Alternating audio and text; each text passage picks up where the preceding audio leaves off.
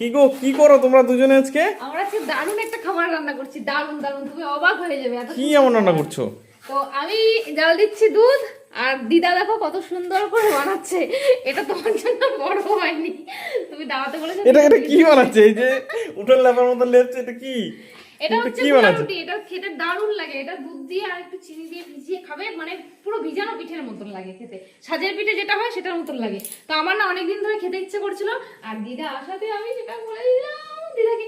আমি কিন্তু এমনি রুটি বানাতে পারি, কিন্তু এই যে রুটিটা, এটা বানানোটা না একটু টাফ, কারণ এটা হাতের সাহায্যে এরকম করে করে, এই যে দিদা দেখলে বানালো, কিন্তু হাত পুড়ে যায় এটা আমার। আর দেখো এই যে কি সুন্দর বানিয়েছে, দেখেছো? এটা কিন্তু খেতে খুব ভালো। এটাই কি আজকে ডিনার নাকি হ্যাঁ। দিদা? এটাই আজকে রাতের খাবার নাকি? তা তোমার হাত পুড়ে যাচ্ছে না? তুমি গরম কড়াইতে এইভাবে বানাচ্ছো? একটু ঢেকে ঢেকে করবে না? পুড়ছে না? বাহ, ভালো উঠে গেছে তো দিদা। কালকে গুলো ভালো ওঠেনি, কিন্তু আজকে গুলো কি এটা সুন্দর কি উঠে এটা গেছে। কি কি রুটি বলে? এটাকে আমরা বলি গোলা রুটি, কে কি রুটি বলে আমরা জানি না। তো গাইস তোমরা কমেন্ট করো কি রুটি বলো তোমরা।